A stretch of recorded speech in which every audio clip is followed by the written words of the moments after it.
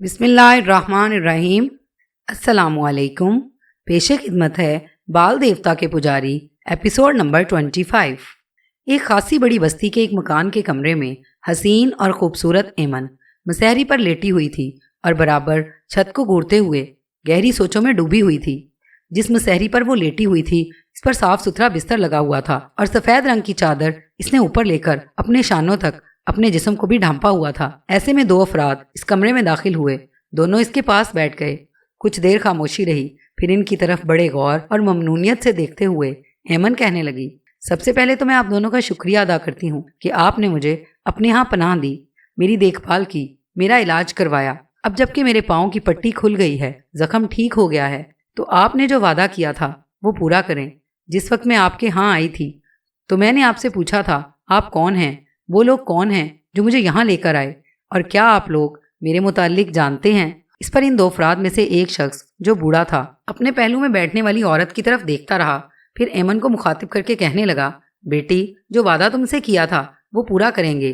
دیکھ، میرا نام آذور ہے اور میرے ساتھ بیٹھی ہوئی جو خاتون ہے اس کا نام انداب ہے، یہ میری بیوی ہے۔ ہم دونوں کی ایک بیٹی ہے، نام جس کا کرینس ہے، وہ شادی شدہ ہے اور یہاں سے چند میل دور اپنے گھر میں آباد اور خوش ہے۔ یہ تو ہمارا تعارف ہے جو ہم نے تم سے وعدہ کیا تھا کہ جب تمہارا زخم ٹھیک ہو جائے گا تو ہم اپنے متعلق تفصیل کہیں گے، سو تفصیل ہم نے تم سے کہہ دی، اور اب جو مزید تم پوچھنا چاہتی ہو بیٹی پوچھو، میں تمہارے ہر سوال کا جواب دوں گا، اس لیے کہ جب تک تمہارا زخم ٹھیک نہیں ہوا تھا اس وقت تک میں تمہیں کسی کرب اور مصیبت میں نہیں ڈالنا چاہتا تھا۔ میں یہ بھی جانتا ہوں کہ تمہیں اپنے پاؤں کے کٹنے کا بے حد دکھ اور غم ہے۔ فی الحال مزید میں کچھ نہیں کہوں گا، تمہاری تسلی اور تشفی کے لیے یہ کہنا چاہتا ہوں کہ پہلے تم پوچھو کہ کیا پوچھنا چاہتی ہو، اس کے بعد میں تم سے جو کچھ جاننا چاہوں گا وہ جانوں گا۔ ایمن نے دکھ بھرے انداز میں اپنے ہونٹوں پر زبان پھیری، پھر آذور نام کے اس بوڑھے کو مخاطب کر کے کہنے لگی، میرا پہلا سوال یہ ہے کہ آپ دونوں کیا میرے متعلق جانتے ہیں؟ جواب میں ہلکے ہلکے تبسم میں وہ دونوں میاں بیوی غور سے ایمن کی طرف دیکھنے لگے تھے۔ پھر آذور بولا اور کہنے لگا، بیٹے ہم تمہارے متعلق تفصیل سے جانتے ہیں۔ تمہارا نام ایمن ہے، تمہارے ساتھ تمہاری ماں دیسان اور بھائی سلمون تھا، اور تم سامرا کے سابق حکمران اخیاب کی بیٹی ہو۔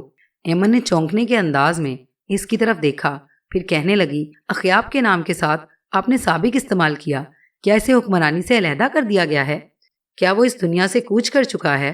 اس پر آذور نے اخیاب اور یہوصفت کے بن حدد اور یقطان بن سلوم کے ساتھ جنگ کرنے اور جنگ کے دوران زخمی ہونے اور زخموں کی تاب نہ لا کر مر جانے کی ساری تفصیل سنا ڈالی تھی۔ یہ تفصیل جان کر کچھ دیر ایمن گہری سوچوں میں ڈوبی رہی۔ آخر اس نے دوسرا سوال کیا، کیا آپ بتائیں گے کہ ان دنوں سامرا کا حکمران کون ہے؟ سامرا کا حکمران اخیاب کا بیٹا اخزیہ ہے، غور سے ایمن کی طرف دیکھتے ہوئے آذور نے کہا تھا۔ ایمن نے کچھ سوچا، پھر بولی اور کہنے لگی، کیا آپ یہ بتائیں گے کہ جس وقت سیدا کے حکمران ودان کا سپہ سالار گنتیل مجھے، میری ماں اور میرے بھائی کو گرفتار کر کے سامرا کی طرف لے جا رہا تھا تو وہ کون لوگ تھے جو راستے میں گنتیل کے مسلح جوانوں پر حملہ آور ہوئے، ان کا قتل عام کیا، اور اس قتل عام میں میری ماں اور میرا بھائی بھی مارے گئے اور میں بری طرح زخمی ہوئی۔ آذور پھر بولا اور کہنے لگا، جو لوگ گنتیل کے مسلح جوانوں پر حملہ آور ہوئے تھے ان کا تعلق سامرا ہی سے تھا۔ سامرا والے کیسے میری ماں اور میرے بھائی کی خاطر ان پر حملہ آور ہو کر ہمیں بچانا چاہیں گے؟ بیٹی بات یہ ہے کہ سامرا شہر کے اندر دو اشخاص ایسے ہیں جو حق کی بات کرنے والے ہیں، اور وہ باطنی طور پر اخیاب اور اس کی ملکہ ایزبل سے انتہا درجہ کی نفرت کرتے تھے۔ ظاہری طور پر اخیاب اور ملکہ ایزبل کا ساتھ دے رہے تھے اور ہر وہ کام کرتے تھے جو ان دونوں کی خوشنودی کا باعث ہوتا تھا، لیکن ساتھ ہی ساتھ اپنے دل، اپنے ضمیر کو سامنے رکھتے ہوئے وہ تم تینوں ماں، بیٹے اور بیٹی کے حق میں بھی تھے۔ وہ ہر لحاظ سے تمہاری مدد کرنا چاہتے تھے۔ جب انہیں خبر ہوئی کہ گنتیل نے خانہ بدوش قبیلے سے تمہیں، تمہارے بھائی اور تمہاری ماں کو حاصل کر لیا ہے اور اب وہ مسلح جوانوں کی نگرانی میں تینوں کو سامرا کی طرف بھیج چکا ہے، تب وہ اپنے کچھ ایسے مسلح جوانوں کو حرکت میں لائے جو ان کے ہمدرد، ان کے ہم نوا تھے۔ وہی لوگ گنتیل کے ان جوانوں پر حملہ آور ہوئے جو تم لوگوں کو لے کر آ رہے تھے، اور ان سب کا خاتمہ کر دیا۔ وہ دو اشخاص کون ہیں جو سامرا میں رہتے ہوئے اخیاب اور ایزبل کے دشمن تھے اور ہمارے ہمدرد تھے، مجھے، میری ماں اور میرے بھائی کو بچانا چاہتے تھے؟ اس پر آذور بولا اور کہنے لگا، وہ دو اشخاص اب بھی موجود ہیں۔ ایک کا نام آمون ہے جو سامرا شہر کا ناظم ہے، اور دوسرا عبدیہ ہے جو تمہارے باپ اخیاب کے دور میں اس کا وزیر اور مشیر تھا اور اب بھی وہ وزیر اور مشیر کے عہدے پر قائم ہے، جبکہ دوسرا جس کا نام آمون ہے وہ بھی اس وقت سامرا شہر کے ناظم کی حیثیت سے برقرار ہے۔ ان دونوں نے ہی تم تینوں کی مدد کرنے کی کوشش کی تھی، لیکن افسوس اس مدد کے دوران تمہیں نقصان پہنچا، تمہاری ماں اور بھائی ہلاک کر دیے گئے۔ یہاں تک کہنے کے بعد آزور جب خاموش ہوا تب ایمن گہری سوچوں میں ڈوب گئی تھی۔ کچھ دیر کاٹ کھانے والی خاموشی طاری رہی۔ اس کے بعد تجسس اور کسی قدر فکر مندی کے انداز میں ایمن نے پوچھ لیا، اس بات کی کس کس کو خبر ہے کہ میں نے یہاں آپ کے ہاں پناہ لے رکھی ہے؟ آزور کہنے لگا، بیٹی بات یہ ہے کہ جو مسلح جوان حملہ آور ہوئے تھے ان کا سالار تمہیں یہاں لے کر آیا تھا، تم بالکل بے ہوش ہو چکی تھی۔ ایسا اس نے عبدیہ اور آمون کے کہنے پر کیا تھا، اس لیے کہ عبدیہ میرا جاننے والا ہے اور عبدیہ کا یہ حکم تھا کہ تمہاری ماں، تمہارے بھائی اور تمہیں غنتی ایل کے مسلح جوانوں سے رہائی دلوانے کے بعد میرے ہاں ٹھہرایا جائے۔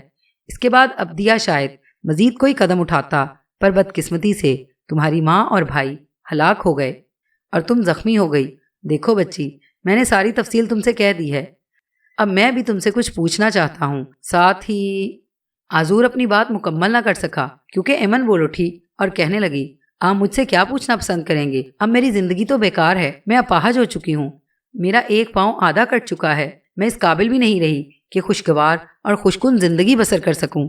بہرحال آپ پوچھیں، کیا پوچھنا چاہتے ہیں؟ ایمن کے خاموش ہو جانے پر آزور کچھ دیر غور سے اس کی طرف دیکھتا رہا، پھر کہنے لگا، میری بچی، تمہاری حیثیت میری نگاہوں میں میری بیٹی کی سی ہے، لہٰذا میری تم سے گزارش ہے کہ مجھ سے کوئی چیز چھپانا مت، ہر چیز سچائی پر رہتے ہوئے مجھے بتانا تاکہ میں تمہارا مستقبل سنوارنے کی کوشش کروں۔ بچی، جہاں تک میں جان سکا ہوں مجھے یہ خبر دی گئی ہے کہ کنانیوں کے خانہ بدوش قبیلے میں جو ان کے مسلح جوانوں کا سالار یکتان بن سلوم ہے، تم اسے پسند کرتی ہو۔ تمہاری ماں اور تمہارا بھائی دونوں تمہیں یکتان بن سلوم سے منسوب کر چکے ہیں۔ ہلکا سا تبسم اس موقع پر ایمن کے چہرے پر نمودار ہوا۔ اس کے بعد ہلکی سی آواز میں وہ کہنے لگی، جو کچھ آپ نے کہا یہ درست ہے، میں اس سے انکار نہیں کروں گی۔ یکتان بن سلوم پہلے نوجوان ہیں جنہیں میں نے پسند کیا ہے اور اپنی زندگی کا ساتھی بنانا چاہا، پر اب میری بدقسمتی کہ میں تو اس قابل ہی نہیں رہی کہ اس کی زندگی کی ساتھی بنوں۔ ایمن کے ان الفاظ پر آزور اور اس کی بیوی انداب دونوں خوشی کا اظہار کر رہے تھے۔ چنانچہ آزور پھر بولا اور کہنے لگا، میری بیٹی، اگر میں رازداری کے ساتھ اپنے کچھ آدمی یکتان بن سلوم کی طرف بھیجوں اور اسے اطلاع کروں کہ تم نے یہاں قیام کر رکھا ہے تو پھر؟ اس پر ایمن چونکی تھی اور کہنے لگی، ایسا ہرگز مت کیجیے گا۔ اگر وہ یہاں آ گئے اور مجھے انہوں نے اس حالت میں دیکھا کہ میں اپاہج ہو چکی ہوں اور میں صرف بیساکھی کے سہارے چلنے کے قابل ہوں، تب ہو سکتا ہے ان کے دل میں جو میری محبت ہے وہ زائل ہو جائے۔ جس دن ایسا ہوا کہ یکتان بن سلوم کی نگاہوں میں میری محبت ختم ہو گئی، وہ دن ایمن بنت اخیاب کی زندگی کا آخری دن ہوگا۔ امی آزور، میں ایک معذور اور لنگڑی لڑکی کی حیثیت سے یکتان بن سلوم کے سامنے جانے کے قابل قبرستان کا رخ کرنے کو ترجیح دوں گی۔ میں نے ان سے نہ ختم ہونے والی، نہ مٹنے والی لازوال محبت کی ہے۔ جس روز میری اس محبت اور چاہت کا خاتمہ ہوا، اس روز میں آپ ہی آپ مر جاؤں گی۔ کچھ دیر تک خاموشی رہی، یہاں تک کہ آزور پھر بولا، اگر میں عبدیہ سے بات کر کے کچھ راز رکھنے والے لوگوں کو یکتان بن سلوم کی طرف بھجواؤں اور اس کا اندیہ جاننے کی کوشش کروں کہ اگر کسی ٹکراؤ میں ایمن زخمی ہو گئی ہو، اس کا آدھا پاؤں کٹ گیا ہو اور وہ بیساکھی کے بل چلنے پھرنے کے قابل ہو، تو کیا وہ ایمن کو اپنی زندگی کا ساتھی اور اپنی بیوی بنانا پسند کرے گا؟ میری بچی، اگر جواب میں یکتان بن سلوم بخوشی تمہیں اپنانے کا ارادہ ظاہر کر دے تو میں سمجھوں گا یہ تمہاری خوش بختی ہے۔ دیکھو میری بچی، میرا اپنا اندازہ ہے کہ وہ انکار نہیں کرے گا۔ وہ کنانی ہے اور کنانی عربوں کی سرشت کو میں خوب جانتا ہوں۔ وہ جسے چاہتے ہیں دل کی گہرائیوں سے چاہتے ہیں اور جس سے نفرت کرتے ہیں اس کے پیچھے انتقام لینے والے اونٹ کی طرح پڑ جاتے ہیں اور قبر تک اس کا پیچھا نہیں چھوڑتے۔ اور اس کا ایک ثبوت یکتان بن سلوم دے بھی چکا ہے۔ جواب میں ایمن چونکی اور آزور کی طرف دیکھتے ہوئے اس نے پوچھ لیا، کیا ثبوت دیا انہوں نے؟ جواب میں آزور کہنے لگا، بچی، ہمارے کچھ آدمیوں نے پتہ لگایا تھا، ان کا کہنا تھا کہ یکتان بن سلوم کو یہ خبر ہو چکی ہے کہ تم تینوں کو گرفتار کر کے سامرا کی طرف لے جایا گیا تھا۔ راستے میں کچھ لوگ حملہ آور ہوئے جس کی بنا پر تمہاری ماں اور تمہارا بھائی کام آ گئے، لیکن تمہارے متعلق ابھی کسی کو کوئی خبر نہیں کہ ایمن زندہ ہے یا کہیں کھو چکی ہے، کہیں پناہ لے چکی ہے یا زندہ نہیں ہے۔ میری بچی، آنے والوں کا کہنا تھا کہ یہ خبر سن کر یکتان بن سلوم اداس رہنے لگا تھا۔ اس اس نے کھانا پینا تک ترک کر دیا تھا، اپنے خیمے میں بھی نہیں سوتا تھا بلکہ باہر چرواہوں میں پڑا رہتا تھا، اور اس کی یہ حالت قبیلے کے سردار ضوامنس اور دوسرے امراء کے لیے ناقابل برداشت تھی۔ مجھے یہ بھی بتایا گیا تھا کہ وہ کئی روز تک کھانا ہی نہیں کھاتا تھا۔ چنانچہ ضوامنس نے یہ بات محسوس کی، اپنے بیٹے اور خانہ بدوش قبیلے کے امراء سے مشورہ کیا اور آخر یہ فیصلہ کیا گیا کہ 2 کام کیے جائیں۔ پہلا یہ کہ ایمن کو تلاش کیا جائے کہ وہ کہاں ہے، اور اگر وہ زندہ ہے تو اسے ہر صورت میں واپس لایا جائے، اور ساتھ ہی قبیلے کے معززین نے یہ فیصلہ کیا کہ ان کے قبیلے کی جو سب سے خوبصورت لڑکی ہے اسے یقطان بن سلوم کی خدمت پر مقرر کیا جائے، تاکہ کم از کم وہ اپنا دکھ اور غم بھول جائے اور کوئی خیمے میں اس کا کام کاج کرے اور خیمے کی صفائی کرنے والا ہو۔ چنانچہ اس کے قبیلے میں ایک شخص سرایا بن سروج ہے، اس کی بیٹی کا نام انیرا ہے، اس کا چناؤ کیا گیا، اور بتانے والے نے یہ بتایا ہے کہ اب انیرا اس کے سارے کام کاج کرتی ہے، خیمے کی صفائی ستھرائی کرتی ہے۔ یہ بھی بتایا گیا ہے کہ قبیلے کے لوگوں اور سردار نے یہ کوشش کی کہ ایمن کو تلاش کیا جائے، اس کی تلاش جاری رکھی جائے، ساتھ ہی یقطان بن سلوم کو یہ پیشکش کی کہ وہ اس دوران انیرا سے شادی کر لے، اور جب ایمن ملے گی تو ایمن کو بھی اس کے نکاح میں دے دیا جائے گا۔ ایسا وہ اس لیے چاہتے تھے کہ یقطان بن سلوم غمگین اور افسردہ رہنا ترک کر دے۔ تھوڑی دیر تک آزور رکا، تجسس بھرے انداز میں ایمن کی طرف دیکھتا رہا، پھر کہنے لگا، جانتی ہو یقطان نے اس کا کیا جواب دیا؟ کیا جواب دیا؟ چونکنے کے انداز میں ایمن نے پوچھ لیا۔ اس نے صاف انکار کر دیا۔ مسکراتے ہوئے آزور نے کہا تھا۔ کچھ دیر خاموشی کے بعد وہ پھر بولا، ایمن میری بیٹی، جیسا کہ تم اقرار کر چکی ہو کہ تم یقطان بن سلوم کو پسند کرتی ہو، اگر قبیلے والے تمہارے نہ ملنے کی وجہ سے یقطان بن سلوم کی شادی انیرا سے کرتے ہیں تو میری بیٹی تم برا مت ماننا۔ جب یقطان بن سلوم کو تمہارا پتہ چل جائے اور وہ تمہیں حاصل کرنا چاہے، تمہیں اپنی زندگی کا ساتھی بنانا چاہے، تو تم انکار مت کرنا، اسی میں تمہاری بہتری اور بھلائی ہے۔ اس لیے کہ جب تم یقطان بن سلوم کے ساتھ اس کی بیوی کی حیثیت سے رہو گی تو انیرا بھی تمہارے ساتھ ہوگی، اور انیرا تمہاری خدمت کرے گی، تمہاری ہر آسائش اور تمہارے ہر آرام کا خیال رکھے گی۔ یہ میرا اندازہ اور تخمینہ ہے، غلط بھی ہو سکتا ہے۔ جواب میں ایمن نے ایک لمبا سانس لیا اور کہنے لگی، بابا انیرا کو میں جانتی ہوں، اس قبیلے میں ایک عرصہ رہی ہوں۔ انیرا واقعی انتہا درجہ کی خوبصورت، حسین اور دراز قد، اعلیٰ درجے کی شخصیت کی مالک ہے، لیکن بابا میں تو اپنی ذات سے ڈرتی ہوں۔ میں اس سے ڈرتی ہوں کہ جب میں زخمی حالت میں یقطان بن سلوم کے سامنے جاؤں اور وہ مجھے قبول کرنے سے انکار کر دے تو میں وہیں مر جاؤں گی۔ بہرحال اس معاملے پر بعد میں گفتگو کریں گے، پہلے آپ یہ بتائیں کہ آپ نے یہ کہا تھا کہ کنانی اپنے دشمنوں کے پیچھے انتقام لینے والے اونٹ کی طرح پڑ جاتے ہیں، اور یقطان بن سلوم اس کا ایک ثبوت بھی دے چکا ہے۔ اس ثبوت سے متعلق آپ نے کوئی روشنی نہیں ڈالی۔ جواب میں آزور مسکرایا اور کہنے لگا، بیٹی جب یقطان بن سلوم کو یہ خبر ہوئی کہ جس وقت وہ اخیاب سے ٹکرانے کے لیے اپنے قبیلے کے لشکر کے ساتھ بن ہدد سے جا ملا تھا، تو اس کی غیر موجودگی میں سیدا کے بادشاہ ودان کے سپہ سالار گنتی ایل نے قبیلے کی تلاشی لے کر تینوں کو حاصل کر لیا، اور اسے دیسان اور سلمون کے مرنے کی خبر ہو گئی۔ تب اس نے سیدا کے بادشاہ ودان سے انتقام لینے کی ٹھان لی تھی۔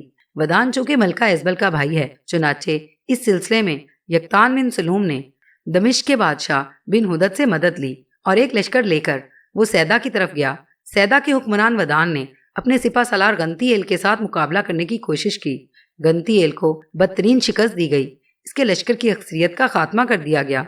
یقطان بن سلوم گنتی ایل کو بھی مارنا چاہتا تھا، مگر گنتی ایل بھاگ گیا۔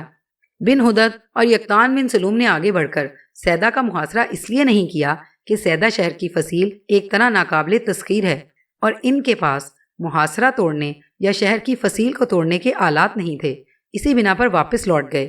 تاہم ودان کے لشکر کے ایک حصے کا انہوں نے صفایا ضرور کر دیا ہے۔ کچھ دیر مزید خاموشی رہی، اس کے بعد گفتگو کا آغاز آزور نے پھر کیا۔ بیٹی مجھے منع نہ کرنا، میں اس سلسلے میں ابدیہ سے بات کروں گا اور وہ بڑی رازداری سے یقطان بن سلوم کا اندیہ جاننے کی کوشش کرے گا۔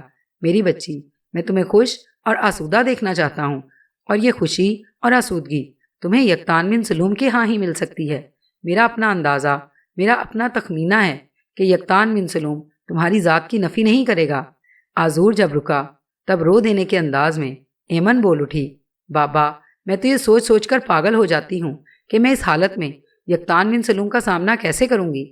اس بار آزور کی بیوی انداب بول اٹھی اور کہنے لگی، میری بچی تمہیں فکر مند ہونے کی کیا ضرورت ہے؟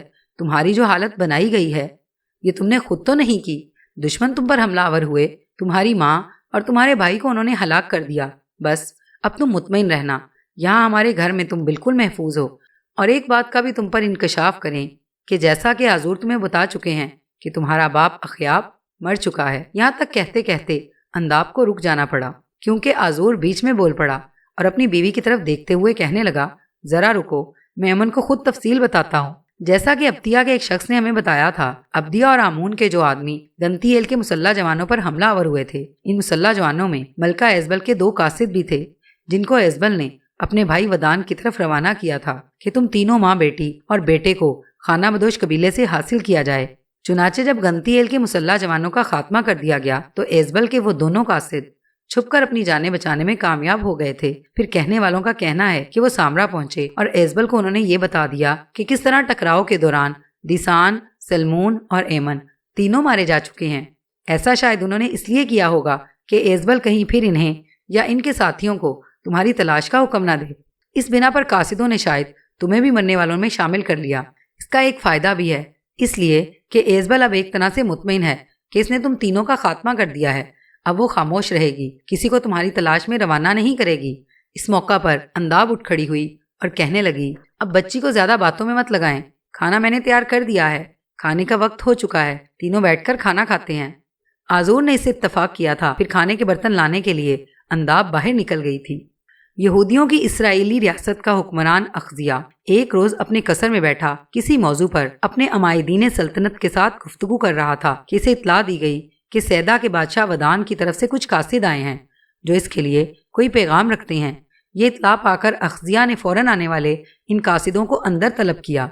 جب وہ قاصد اس کے سامنے پیش کیے گئے تب اخزیا انہیں مخاطب کر کے کہنے لگا، ودان نے جو پیغام میرے نام تمہارے ہاتھ بھیجا ہے وہ کہو کیا ہے۔ اس پر ان میں سے ایک بولا اور کہنے لگا، اے بادشاہ، سیدا کا حکمران ودان جو آپ کا قریبی عزیز اور رشتہ دار ہے، اس کا کہنا ہے دمشق کے حکمران بن ہدد کے ہاتھوں انہیں ناقابل تلافی نقصان اٹھانا پڑا ہے، اور کنانی عربوں کا ایک خانہ بدوش قبیلہ بھی اس کی مدد کر رہا ہے۔ پہلے انہوں نے آپ کے باپ کو کئی مواقع پر شکست دے کر نقصان پہنچایا، پھر ایک فیصلہ کن جنگ میں آپ کے باپ اخیاب کو زخمی کیا اور وہ زخموں کی تاب نہ لا کر چل بسا۔